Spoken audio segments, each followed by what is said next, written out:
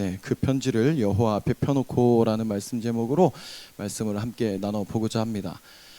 여름 사역을 코앞에 두고 있는 상황에서 이제 교사 기도회를 하게 되었다 보니까 말씀을 준비하는데 굉장히 부담이 되더라고요. 왜 하필 내 차례가 이때 내 차례가 왔을까 싶은 마음도 있고, 그래서 어떤 말씀을 나누고 또 어떤 기도를 같이 해야 할까 계속해서 묵상하고 준비하는 가운데 이 한 달 전부터 계속 이 열왕기야의 이 히스기야의 말씀이 계속 좀 생각나고 묵상이 되는 거예요.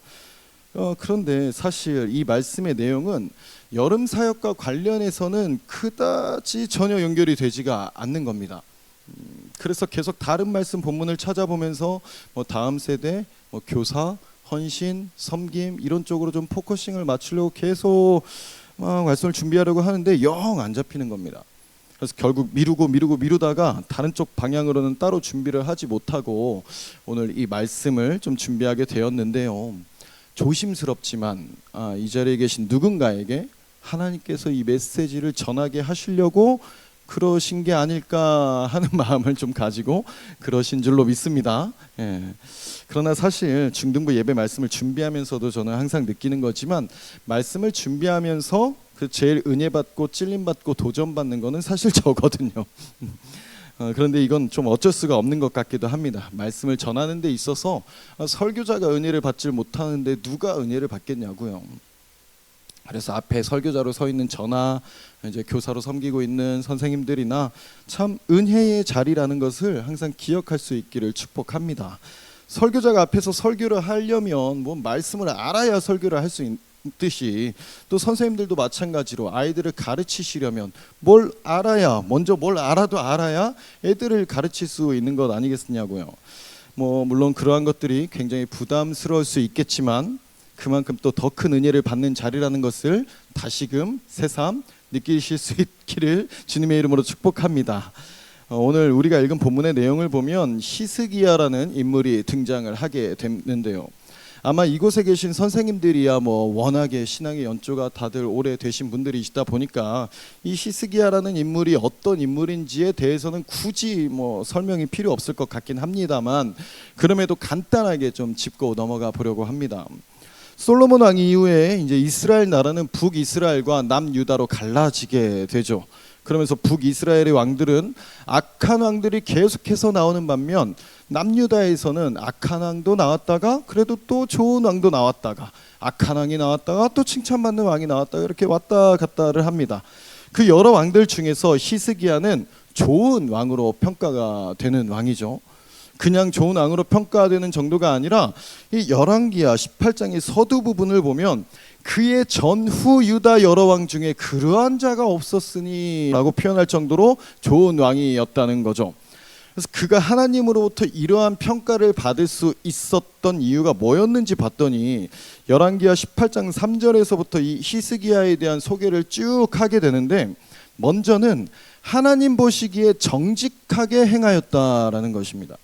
그러면서 그가 여러 산당들을 제거하고 주상들을 깨트리고 아세라 목상을 찍고 사람들이 우상으로 숭배하던 그 모세가 만들었던 노뱀을 부셔버리기까지 하는 거죠. 그리고 하나님을 의지했답니다. 마지막으로 하나님을 떠나지 않고 하나님께서 모세에게 명령하신 계명을 지켰다는 거예요. 이러한 내용들을 쭉 나열하면서 이제 7절에서 이렇게 결론을 짓습니다. 여호와께서 그와 함께 하심에 그가 어디로 가든지 형통하였더라. 사랑하는 여러분, 하나님께서 함께 하시고 형통하게 하시는 삶을 살아가고 싶으신가요? 히스기야와 같은 모습으로 삶을 살아내는 우리 모두가 되기를 축복합니다. 하나님 앞에서 정직하고 우상 숭배하지 않고 하나님을 의지하며 하나님을 떠나가지 않고 하나님의 명령을 지키면 하나님께서 함께 하시고 형통하게 하시는 역사가 있다는 것입니다. 히스기야 당시에 이러한 이유로 히스기야와 함께 하시며 히스기야를 형통하게 하신 하나님께서 지금도 여전히 살아계셔서 역사하시는 하나님이시라면 지금도 동일하게 히스기야와 같은 모습을 하고 있는 사람에게 히스기야에게 베푸셨던 그 은혜를 베푸시지 않겠냐는 거죠. 함께 하시며 형통케 하시는 하나님의 은혜를 받아 누리는 저와 여러분들이 될 수 있기를 주님의 이름으로 축복합니다. 히스기야는 이렇게 하나님 보시기에 아주 마음에 들 만한 모습을 그의 삶 가운데 나타냈다는 거예요. 그도 그럴 것이 히스기야 앞에 있는 왕들을 보면 별로 그렇게 하나님이 좋아하실 만한 모습을 나타내지 않았습니다. 아니 뭐 칭찬은커녕 책망받을 일들만 막 계속하는 거죠. 우상 세우고 뭐 하나님 말씀 듣지도 않고 이러한 일들을 17장에서 쭉 막 얘기하고 있는데, 하나님으로부터 이제 진노 사는 내용들, 뭐 우상 숭배하는 내용들이 쭉 나오게 돼요. 그러고서 이제 18장에 히스기야가 왕이 되면서부터 그것을 싹 바꾸는 모습이 나오는 거죠. 그래서 히스기야가 왕이 되자마자 이제 종교 개혁을 시작하게 되는데, 그 모습을 보면 아주 패기 있고 강단 있는 모습을 보여줍니다. 왕이 뭐든지 할 수 있다고야 하지만 예나 지금이나 뭐 최상위 권력자의 위치에 있다고 해서 무조건 다 할 수 있는 건 아니지 않습니까? 우리나라 조선 시대만 보더라도 뭐 왕이 있기야 했지만 왕이 뭔가를 하려고 하면 이쪽에서는 아니 되옵니다 전화하고 이쪽에서는 하셔야 됩니다 전화하면서 엄청 싸우잖아요. 그러면서 막 왕이 골머리를 썼고 그 말들을 안 듣고 그냥 왕이 하고 싶은 대로 하면 어떻게 됩니까? 그 폭군이라는 소리를 듣고 쿠데타 막 반란이 일어나지 않습니까? 정치라는 게 그리 쉬운 것이 아니라는 거죠. 지금도 마찬가지로 뭐 집권 여당이라고 해서 여당이 하고 싶은 대로 맘대로 하면 어떻게 됩니까? 큰일 나는 거죠. 야당에서 원하는 일들도 있고 여당에서 원하는 일들도 있고, 주는 게 있으면 받는 게 있고 오는 게 있으면 가는 게 있는, 그러면 어려움 막 얽히고 설키는 것이 정치라는 거란 말이에요. 그런데 히스기야는 안 그랬다는 거죠. 신하들이 뭐 말리건 말건 왕이 되자마자 그냥 우상들 싹 다 깨트리고 막 부시고 찍어 누워버리고 싹 다 없애버렸다는 거예요. 그리고 뭘 하냐면 성전을 다시 수리하고 성전 청소를 합니다. 그래서 역대하 29장에서부터 보면 히스기야가 정확하게 어떤 일들을 했는지 자세하게 다루고 있는데, 말 그대로 종교 개혁을 시행하는 것입니다. 그 전에 얼마나 우상 숭배가 난무했으면 이 성전 안에 있으면 안 될 물건들이 있고 하나님께 제사를 드리지 않으니까 그 모든 것들이 다 녹슬어 있고 그야말로 황폐해진 성전의 모습을 보이고 있었다는 것입니다. 그러니까 당시에 이스라엘 백성들이 얼마나 하나님을 무시하고 경외하지 않았었는지를 보여주고 있었다는 거예요. 그런 시대 속에서 히스기야는 그 신앙의 질서를 먼저 바로잡고자 하는 것입니다. 성전을 수리하고 성전을 청소하고 성전에서 일하는 자들을 다시 세워서 예배를 회복시키는 것입니다. 그 자들이 뭘 해야 할지 역할을 알려주고 하나님께 제사 드리면서 예배를 회복시키는 거죠. 너덜너덜해진 성전에 다시 금을 칠하고 은으로 채우고 삐까뻔쩍하게 다시 예전에 그 아름다웠던 성전의 모습을 재건했다는 거예요. 그러니까 그 전까지 그렇게 다 무너져 있던 것들이 이 히스기야가 왕이 되면서 갑자기 그렇게 됐는데, 성경은 뭐라고 말하고 있냐면 역대하 29장 36절의 말씀입니다. 이 일이 갑자기 되었으나 하나님께서 백성을 위하여 예비하셨으므로 히스기야가 백성과 더불어 기뻐하였더라. 갑자기 된 것 같지만 그 전에 뭐가 있다고 말씀하고 있습니까? 하나님의 예비하심이 있었다는 거예요. 사랑하는 여러분, 시대가 점점 악해져 가고 예배가 무너져 가고 희망이 없고 소망이 없는 것 같은 현실 가운데 있다 할지라도 그러한 풍조 속에 쓸려가지 않고 인내하며 하나님의 때를 기다리는 자들이 있었다는 것입니다. 그 자들이 저와 여러분들이 되시기를 소망합니다. 그렇게 하나님의 때를 기다리며 남은 자들에게 하나님께서는 예비하신 때가 이르면 반드시 이루신다는 거예요. 그리고 그 이루심에 그 예비된 자들이 함께 기뻐할 수 있다는 것입니다. 우리의 삶 가운데 일어나는 갑작스러운 일들은 그냥 봤을 땐 갑자기 일어난 것 같지만 그 모든 일들 속에는 하나님의 예비하심이 있었다는 것입니다. 뭐 아무튼 히스기야는 이렇게 왕이 되자마자 하나님께서 기뻐하실 만한 일들을 카리스마 있게 막 주도하면서 이끌어 갑니다. 이게 웬만한 카리스마 가지고서는 하기가 어려운 거라니까요. 그러니까 신하들이 얼마나 말렸겠습니까? 별별 얼마나 말들이 많았겠어요. 아, 이거 하면 안 됩니다. 이러면 백성들이 난리 납니다. 이거는 부수시면 안 됩니다. 아, 이거는 막 뭐 하시면 안 됩니다. 얼마나 말이 많았겠어요. 여러분 생각해 보세요. 지금 우리나라도 뭐 물론 장로 대통령이 몇 명 있었긴 했습니다만, 예를 들어서 뭐 지금 어떤 좋은 믿음 좋은 장로님이 갑자기 딱 대통령이 된 겁니다.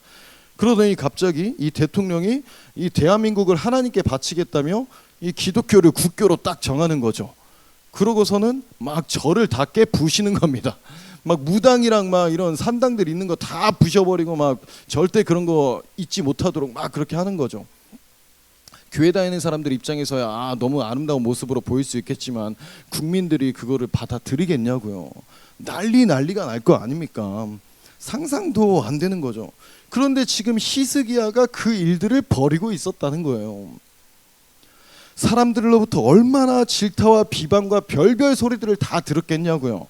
그런데 히스기야는 그런 거 일절 아랑곳하지 않고 그냥 하나님 바라보면서 진행하는 겁니다. 카리스마가 장난이 아닌 거죠. 뭐 그냥 막 뚝심 있고 강단 있고 믿음의 패기가 있었다는 것입니다. 하나님께서 완전 감동하실 만 하잖아요. 그러니까 하나님도 감동하셔가지고 뭐라고 말씀하세요? 그의 전후에 이런 왕이 없었다. 극찬을 하시지 않습니까? 엄지를 그냥 막 치켜 드시는 거죠. 그러던 어느 날 아수르가 이스라엘을 쳐들어옵니다. 그리고 북이스라엘이 함락돼요. 남유다에 있던 히스기야도 그 소식을 들었겠죠. 지금으로 생각해 보면 중국이 북한을 쳐들어가서 북한을 완전히 없애버린 거죠. 북한 완전히 중국으로 넘어간 겁니다. 그러니까 북한이라는 나라가 역사 속에서 사라져 버린 거라고요. 당연히 그 소식이 남한에도 들리겠죠. 그런 것처럼 북이스라엘이 아수르에 패망했다는 소식을 히스기야도 들었을 거란 말이에요. 그런데 이것들이 거기서 끝내는 게 아니라 남유다도 건들기 시작합니다. 남유다까지도 쳐들어오는 거예요, 아수르가. 여러분, 이때 히스기야는 어떤 생각을 했을까요? 성경에는 나와 있지 않지만 제 생각에는 아마 이런 생각을 하지 않았을까 싶습니다. 에이, 하나님이 지켜주시겠지. 에이, 그래도 우리나라는 지켜주시겠지. 이런 생각할 만하지 않겠어요? 이 히스기야가 하나님께 한 게 있지 않습니까? 성전 다 재건하죠. 복원하고 깨끗하게 하고 예배도 살리고 종교개혁 막 강행하면서 우상 다 없애고 하나님이 기뻐하실 만한 일 했으면 이런 좀 위기가 있을 때 하나님이 지켜주실 만 하잖아요. 서로 윈윈 할 수 있도록 주는 게 있으면 받는 것도 있고 내가 한 게 있으니 하나님도 하시는 게 있어야 될 것 같은 그런 생각하지 않겠습니까? 우리도 삶을 살아가다 보면 그런 생각할 때가 있지 않냐고요. 저만 그런 건지 모르겠는데 내가 예배도 안 빼먹고 이런저런 교회 봉사도 많이 하고 교사로도 섬기고 전도도 열심히 하고 헌금도 많이 하고 진짜 막 교회에 내 모든 인생을 갈아 넣었다 싶을 정도로 그렇게 충성 봉사를 하면 내 인생에 어떤 위기가 딱 처했을 때 하나님께 그런 기도 나오지 않으세요? 하나님, 그래도 제가 한 게 있는데 하나님, 그래도 제가 믿음 생활 한 게 있는데 이 정도는 해결해 주셔야죠. 뭐 없으실 수도 있겠지만 저는 좀 그런 기대감이 굉장히 항상 있었거든요.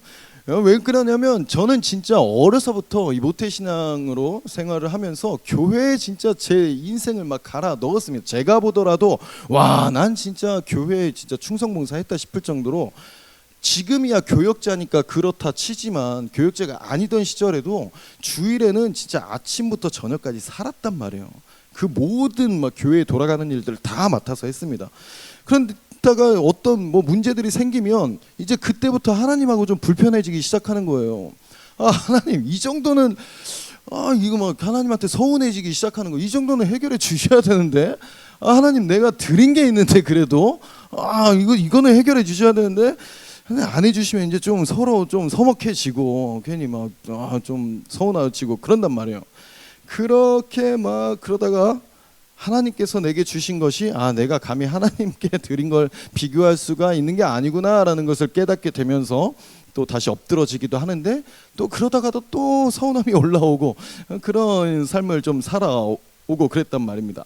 아무튼 히스기야도 좀 그랬을 것 같아요. 그런데 어떻게 됩니까? 하나님께서 좀 지켜주실까 했는데 주요 성읍들이 다 함락되기 시작합니다. 다 넘어가고 있는 거예요. 그러다가 막 예루살렘까지 쳐들어오려고 하고 있는 거죠. 그러니까 이 히스기야가 어떻게 하냐면 아수르 왕에게 잘못했다고 빕니다. 죄송합니다. 저희가 좀 오해가 있으셨던 것 같은데 뭘 원하시냐고, 원하시는 게 뭐냐고 이러면서 죄송하다고, 잘못했다고, 원하시는 게 있으면 드리겠습니다. 뭘 원하셔서 이러시는 거예요? 하니까 그 아수르의 왕이 은 300달란트와 금 30달란트를 주면 봐준다고 그거 가져오라는 거예요. 깡패짓 하고 있는 거죠. 이게 어느 정도의 금액인지 감이 안 올 텐데, 물론 지금의 이 시대의 화폐 가치하고 좀 비교가 안 되겠지만 그 뒤에 나오는 내용을 보면 어마어마한 금액이었다라는 것을 이 히스기야의 행동을 통해서 좀 볼 수가 있습니다. 히스기야가 아수르 왕으로부터 그 말을 듣고 어떻게 하냐면 이 어마어마한 금액을 그 왕에게 갖다 바치기 위해서 모아도 되지가 않으니까 이 성전을 건축하면서 다시 재건하면서 막 금 바르고 은칠하고 막 했던 것들을 다 떼어냅니다. 그러니까 지금 교회로 따지면 에어컨 팔고 강대상 팔고 이거 막 스피커 당근에 내놓고 막 이러면서 막 부도 나고 있는 거예요. 그러면서 긁어 모아가지고 그 왕에게 갖다 바칩니다. 그러니까 이 나라에서 감당할 수 없을 정도의 어마어마한 금액을 제시한 거란 말이에요. 그러니까 그 히스기야가 이거 하겠다고 그 10년이 넘는 시간 동안 그 성전에다가 다 투자했지 않습니까? 금 바르고 막 금칠하고 다 했는데 그거 다 떼가지고 다시 그 이방 왕에게 갖다 바쳤단 말이에요. 내가 하나님께 지금 막 최고의 것을 드리겠다고 우상 숭배하는 거 다 근절시키고 내 모든 인생을 갈아 넣어서 이 성전 그렇게 삐까뻔쩍하게 했는데 그거 갖다 바치는 이 히스기야의 심정이 어떻겠습니까? 아, 하나님한테도 서운하고 내 인생의 그 10년의 그 기간이 그냥 다 갈려 나가 버리는 건데 무슨 생각이 들었겠냐고요. 여러분들의 그 젊음의 때에 그 청춘의 시기를 다 바쳐서 그 시간과 재능과 그 모든 것들을 다 하나님 앞에 쓰겠다고 헌신하며 나아갔는데 그 모든 것들이 물거품처럼 그냥 사라져 버렸다고 하면 절망적이지 않겠냐고요. 그런데 보십시오. 진짜 어찌저찌 있는 거 없는 거 다 끌어모아서 그 아수르 왕에게 갖다 바쳤습니다. 그런데 이 아수르 왕은 자신이 요구한 그 조공을 받고서도 군대를 철수하지 않는 거예요. 아니, 철수하지 않는 정도가 아니라 더 쳐들어옵니다. 아예 받을 거 다 받아먹고 예루살렘까지 그냥 쳐들어오는 거예요. 그러고는 아수르 군대의 지휘관인 랍사게를 통해서 히스기야에게 그 말을 전하는데 온갖 조롱 섞인 말로 그 속을 막 뒤집어 놓는 거죠. 이 성경에 보면은 뭐 여러 가지 막 표현들이 있는데 이거를 좀 감정이입을 해서 보면 아, 진짜 너무하다 싶을 정도로 막 한단 말이에요. 보통은 이제 왕과 왕 사이에 편지로 전달한다든가 서로 간에 어떤 그런 예의를 좀 지켜주는데 그냥 국민들 백성들이 다 보는 앞에서 그 나라의 언어로다가 막 까고 있는 거예요. 야, 너네 뭐 믿고 그랬어? 미쳤어? 죽고 싶어? 야, 너네 뭐 믿는 신이 너네 지켜줄 것 같아? 야, 그러면 쟤네들 왜 망했겠냐? 너네라고 다를 것 같아? 진짜 너네 어떻게 되나 한번 보고 싶어? 막 이러면서 막 깡패짓 하고 있단 말이에요. 그러니까 어느 정도로 그랬냐면 그러니까 막 신하들이 나와가지고 이 이스라엘의 신하들이 나와가지고 알겠다고 좀 진정하시고 요거 그래도 우리 나라 대 나라의 일인데 그 우리 말 쓰지 말고 너네 나라 말 아람어로 하면 우리 다 알아들으니까 그냥 그렇게 해라. 여기 백성들이 있는데 우리 체면도 좀 생각해 줘야 되지 않겠냐 이러는데 야, 뭔 소리 하는 거야? 미쳤어? 지금 너네가 그런 말 할 처지야? 이게 뭐 너네 왕한테만 말하라고 한 줄 알아? 야, 백성들 다 들어. 너네 다 들어. 너네 이제 망할 거야. 우리 쳐들어와가지고 너네 다 죽여버릴 거야. 근데 지금이라도 항복하고 나오는 자들은 봐줄게. 너네는 망했어 이제. 막 이러면서 너네 뭐 신 없어. 막 이러면서 막 온갖 조롱과 비방과 막 협박과 겁박을 하고 있는 겁니다. 얼마나 수치스럽고 그랬겠어요, 마음이. 그 말들을 들었던 백성들과 그 신하들 사이에서 무슨 말이 나왔을까요? 여러분 한번 상상해 보자고요.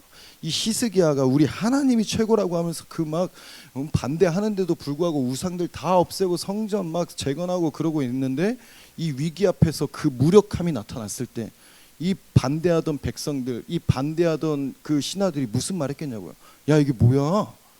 아니, 여호와 뭐 섬기면 뭐 이 나라 뭐 잘 된다고 그런 거 아니야? 하나님 뭐 믿으면 이 나라 뭐 그렇게 된다고 해서 그렇게 막 억지로 했던 거 아니야? 뭐 근데 뭐야 이게? 뭐야 이게? 막 이러면서 막 별별 얘기들 나오지 않았겠습니까? 사랑하는 여러분, 사탄은 오늘날 이 시대를 살아가는 우리에게도 이와 같은 말들로 우리를 공격한다고요. 온갖 협박의 말들로 우리를 두렵게 하고 온갖 회유의 말들로 우리를 유혹하고 그 결단과 책임을 무너뜨리려고 합니다. 야, 너 그렇게 신앙생활에서 얻은 게 뭔데? 야, 너 그렇게 교회 열심히 다녀서 네가 뭐가 잘 됐는데? 야, 네가 그렇게 헌신하고 봉사해서 지금 네 상황이 왜 그 모양이 된 건데? 야, 그건 그때나 있었던 일들이고 지금은 상황이 다르지. 믿음은 믿음이고 현실은 현실이지. 야, 그거는 할 수 있는 게 아니지.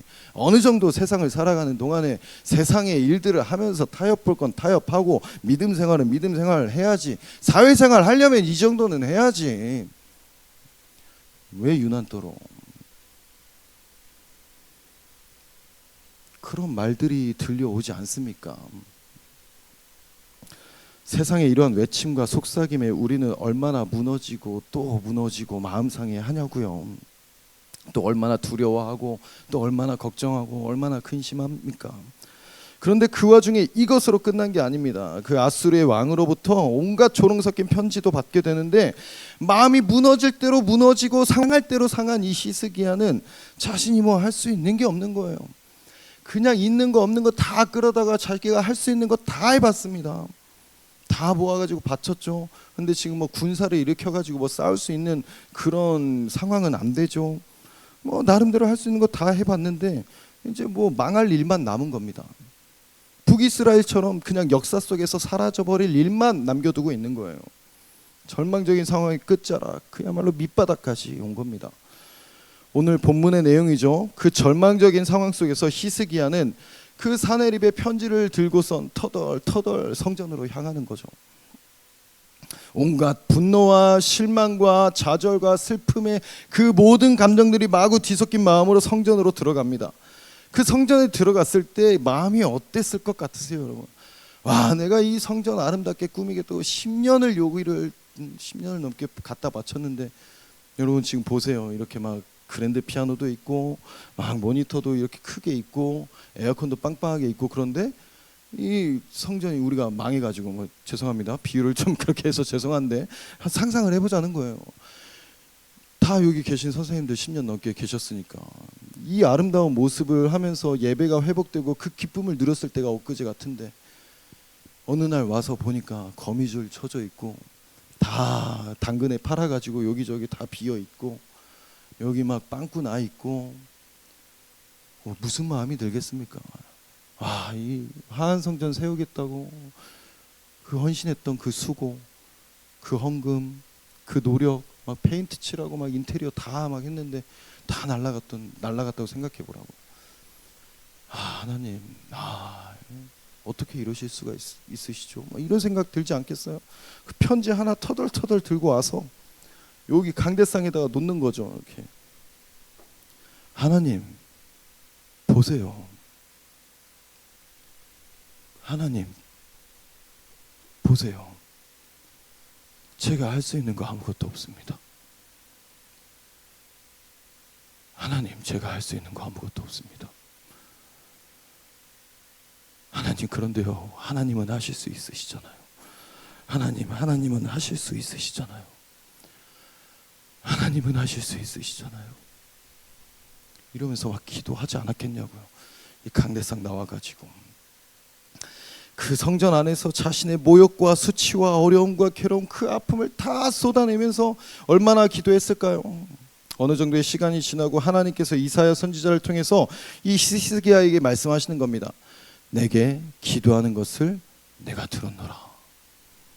그 뒤에 어떻게 됩니까? 하나님께서 직접 해결하시는데 35절에 보니까 이렇게 나와 있습니다. 이 밤에 여호와의 사자가 나와서 아수르 진영에서 군사 18만 5천 명을 친지라. 아침에 일찍 일어나 보니 다 송장이 되었더라. 이 하나님께서는 히스기야가 바친 조공으로 해결하시지 않는 겁니다. 히스기야의 군사로 해결하신 게 아니에요. 하나님만이 하실 수 있는 하나님의 능력과 방법으로 하루아침에 그냥 다 해결하시는 겁니다. 이것이 하나님께서 일하시는 방법이고 하나님께서 일하시는 모습이라는 거예요. 사랑하는 여러분, 하나님께서 일하시는 때를 보면 이 공통적인 특징이 하나 있는데, 그게 언제냐 봤더니 내가 아무것도 할 수 없을 때, 그때 하나님은 일하신다는 것입니다. 모세가 이집트의 왕자로 있을 때 뭐든지 다 할 수 있었어요. 그 배움과 그 지식과 그 군사력을 가지고 뭐든지 할 수 있었는데 그때 하나님 안 쓰십니다. 그때 모세가 한 거라곤 그 이집트 그 관리인 한 명 때려 죽인 거, 그리고 저는 완전 범죄하겠다고 묻은 거, 그거밖에 한 게 없다고요. 근데 그것마저도 어설프게 묻어가지고 걸려가지고 그 왕좌를 버려놓고 막 도망치지 않습니까? 그런데 그런 글을 하나님께서 언제 쓰세요? 하나님 저 아무것도 못합니다, 나이 80이 다 돼서 아무것도 못합니다 할 때 글을 통해서 이집트에서 이스라엘 백성들을 구출해 내시는 거예요. 베드로 어떻습니까? 베드로 주님을 위해서 죽기까지 하겠다고 막 큰 소리 치면서 막 혈기 부리고 그럴 때 얼마나 좋아요. 그냥 뭐 명령하시면 다 할 텐데, 근데 주님은 그때 안 쓰신다고요. 그때 막 내 양을 먹이라 이런 말씀 안 하십니다. 언제 베드로에게 내 양을 먹이라 내 양을 치라 하십니까? 예수님 배반하고, 내가 감히 예수님 앞에 나갈 수가 없고, 이거 뭐 민망해서 예수님 쳐다보지도 못하겠고, 내가 지금 예수님 앞에 서 있는 게 맞나 막 이러고 있을 때 예수님이 부르셔가지고 내 양을 치라, 내 양을 먹이라, 내 양을 치라. 그래 이제 너 좀 쓸만하다, 그래 이제 너 좀 쓸 수 있겠다. 이때 쓰시지 않습니까? 바울 어떻습니까? 바울 혈기왕성했습니다. 로마 시민권도 가졌고 엘리트 코스 밟으면서 막 최고의 모든 것을 가진 그가 나름대로 하나님을 열심히 하겠다고 막 예수쟁이들 붙잡고 다니려고 막 잡으러 다닐 그때 하나님 안 쓰신다고요. 언제 쓰십니까? 예수님 나와가지고 그 빛에 눈이 완전히 날아가서 아무것도 하지 못하고 있을 때, 그때 예수님께서 내가 너를 통하여 이 열방을 너를 선교사로 사용하면서 복음을 전하게 하겠다. 그때 쓰시잖아요. 이제 좀 기도를 하려고 하는데요. 히스기야는 자신이 할 수 있는 그 모든 것들을 했습니다. 카리스마 있고 또 강단도 있었고 행동력도 있고 모든 것들을 다 할 수 있었어요. 하나님이 기뻐하실 만한 일들을 했고 하나님께서 기뻐하셨습니다. 해내고 싶어 했고 해냈습니다. 그러나 위기의 상황 앞에서 그가 할 수 있는 것이라고 자신이 쌓아온 성전의 금들을 떼서 이방 왕에게 바치는 것밖에 할 수 있는 것이 없었어요. 그 조롱과 모욕을 듣고 침묵하는 것밖에 할 수 있는 게 없었습니다. 자신이 할 수 있는 것은, 그 위기 속에서 벗어날 수 있는 것은 아무것도 방법이 없었어요. 그러나 그런 그가 할 수 있었던 것 중에 그 위기 속에서 벗어날 수 있었던 그 유일한 방법 한 가지가 있었다면 성전에 가는 것이었습니다. 성전에 가서 기도하는 것이었어요. 사랑하는 우리 선생님들, 저도 유년부와 그 중등부를 담당하고 있으면서 여러 선생님들을 보면 참 감사하고 참 감동이 됩니다. 어쩜 이렇게 유능하시고 너무 일을 잘하셔가지고 너무 든든하고 너무 막 감사하단 말이에요. 그도 그럴 것이 뭐 웬만하면 5년 이상씩은 다 하셨던 분들이시니까 각자의 은사에 맞게 그 달란트에 맞게 너무나 그 맡은 자리에서 열심히 그리고 잘해 주셔서 어찌나 감사하고 든든한지 모른다고요. 그런데요, 죄송하지만 그것으로는 우리에게 맡겨진 이 사명을, 그 모든 일들을 감당할 수는 없습니다. 그 아이들의 마음을 돌리는 것 하나도 얼마나 힘든지 여기 계신 선생님들 누구보다도 잘 아시잖아요. 제 부끄러운 얘기를 잠깐 한다면, 제가 광흥교회 와서 이 행축을 처음 경험해 보는데, 이 행축 그 자체는 난 너무 좋은 행사라고 생각을 하거든요. 전도에 대해서 다시 생각하고 또 다짐하고 태신자를 품고 그 여러 가지 막 전도 활동을 하는 거 너무 좋죠. 그런데 이 행축 당일에 새신자 0명이라는 숫자는 진짜 어마어마한 스트레스를 주더라고요. 너무 속상한 겁니다. 그 앞에, 그 행축을 하기 전에 그 앞에 선생님들이 얼마나 고생하셨는지, 얼마나 열심히 하셨는지를 아니까 더 속상한 거예요. 너무 안타깝게도 어쨌든 결과라는 것이 있고, 또 결과라는 것이 보고가 되어지는 상황이고, 또 그 결과라는 것을 보는 상황이 있다 보니까 그 결과를 보지 않습니까? 진짜 솔직하게 타이틀은 행복한 사람들의 축제인데, 그 행복한 사람들의 축제 날에 저는 사임 충동이 올라오는 거예요. 뭘 행복한 사람들의 축제야, 나는 지금 불행해 죽겠는데. 죄송한 말씀이지만 진짜 사무실에서 그냥 가방 들고 뛰쳐나가고 싶은 욕구가 올라왔습니다. 저는 뭐 이것뿐이겠습니까? 억울한 일을 당할 때도 있고 참 별거 아닌 거에 속상할 때도 있고, 그렇다고 이거 누구한테 얘기할 수 있는 것도 안 되고, 그렇다고 1대1로 불러서 얘기를 해보기도 그렇고, 그렇다고 삼자대면을 하기도 그렇고, 일일이 논리적으로 따져가면서 따지기도 그렇고, 일은 일대로 관계는 관계대로 이것저것 얽히고 섞이고, 그러면서 머리는 머리대로 복잡하고 속은 속대로 상하는데, 정말 제가 화병이라는 게 뭔지 공황이라는 게 뭔지를 사회생활 하면서도 못 느껴본 것을 이 교역자를 하면서 느껴보게 되더라고요. 그런데 그런 여러 가지 일들을 겪어보니까 이거 하나는 확실하더라고요. 기도하게 되는 겁니다. 기도하게 되더라고요. 너무 은혜 속에 있을 때는 감사 하나님 이렇게까지 은혜를 주셔도 되나 싶을 정도로 너무 감사해서 감사 막 주님 감사합니다 하고 감사기도만 짧게 아주 느긋하게 막 평화롭게 그렇게 기도했었는데, 이 폭풍우가 몰아치니까 주님을 저절로 찾게 되는 겁니다. 주님을 부르짖게 되더라고요. 다른 사람 위해서 기도하게 되고, 부서를 위해서 기도하게 되고, 영혼들을 위해서 기도하게 되는 거예요. 하나님 제가 뭐 잘못했죠? 하나님 제가 뭐가 부족했죠? 왜 이런 상황이 생기죠? 왜 저분이 저렇게 되죠? 기도하게 되더라고요. 그러니까 다시 주님을 붙잡을 수밖에 없고, 뭐 내가 할 수 있는 게 없으니까. 그러나 그러면서 또 기대가 되는 것은, 제가 할 수 있는 게 없다고 인정하며 두 손 들고 나아갈 때에 나는 할 수 없지만 하나님은 하실 수 있는 분이시잖아요. 하나님 저 아무것도 못합니다. 하나님 저 아무것도 못합니다. 그런데 하나님은 하실 수 있잖아요. 하나님이 해주세요. 하나님 해주세요. 그러면서 또 분명히 이 일들을 통해 은혜로 바꾸실 것이라는 그 믿음을 가져봅니다. 겪고 있는 이 여러 가지 어려움의 일들이 반드시 하나님의 은혜를 전하는 귀한 재료와 도구가 될 것이라는 기대는 하게 되더라고요. 아마 여기 계신 선생님들 중에도 여러 가지 어려움의 시간들을 지내는 분들이 계실지도 모르겠습니다. 혹시 그러한 시간을 보내는 분이 계시다면 그 어려움 가운데서도 기대함을 가지시기를 소망합니다. 물론 그 시간들을 보낼 때는 너무 힘드시겠죠. 마음이 아프고 상할 대로 상해서 괴롭겠죠.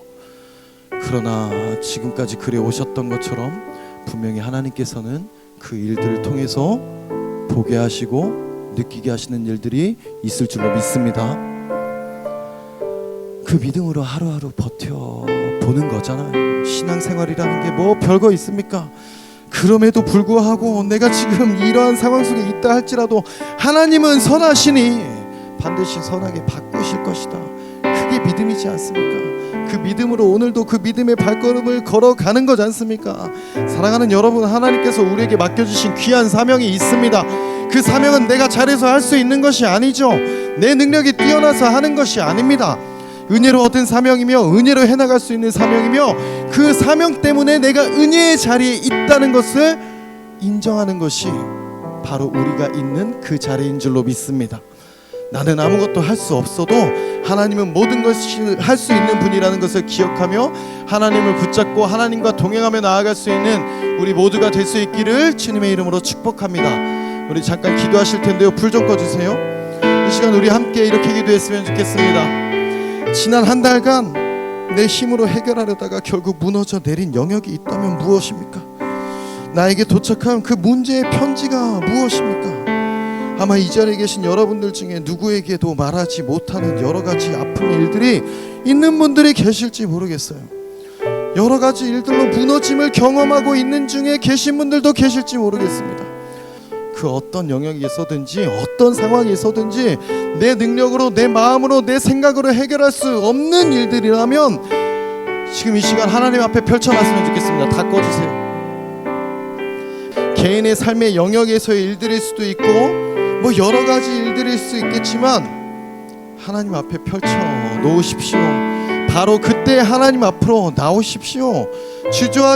주저앉아도 하나님 앞에 나와서 주저앉고, 쓰러져도 하나님 앞에 나와서 쓰러지고, 그 문제 들고 나와서 하나님 앞에서 쓰러지고, 엎드러져도 하나님 앞에 나와서 엎드리십시오. 그것이 지금의 기도의 제목이 될 줄로 믿습니다. 내가 할 수 없음을 고백할 때 그때 하나님은 일하실 것입니다. 내가 할 수 있는 것이 아무것도 없을 때 그때 하나님이 일하실 것입니다. 내 힘으로는 해결되지 않는 나의 문제 하나님 앞에 펼쳐놓고 우리 이 시간 하나님 앞에 기도하겠습니다. 주님, 내가 할 수 없습니다. 주님, 나는 아무것도 할 수 없습니다. 그러나 주님은 하실 수 있는 분이시오니 주님께서 역사하여 주십시오. 주님께서 주님의 일하심을 나타내 주십시오. 그리하여 하나님의 역사하심을 찬양하며 다시금 하나님을 신뢰하며 나아갈 수 있도록 주님 이 시간을 통하여 우리의 모든 기도에 응답하시고 주님 함께하여 달라고 우리 주여 한번 외치시고 기도하며 나아갑니다. 주여, 하나님, 그렇습니다. 하나님, 내가 할 수 있는 것이 없습니다. 하나님, 그 모든 상황 가운데서, 이 모든 환경 가운데서 벌어지는 그 모든 일들 가운데서 내가 할 수 있는 것이 없습니다. 하나님, 내가 아무리 하려고 발버둥치고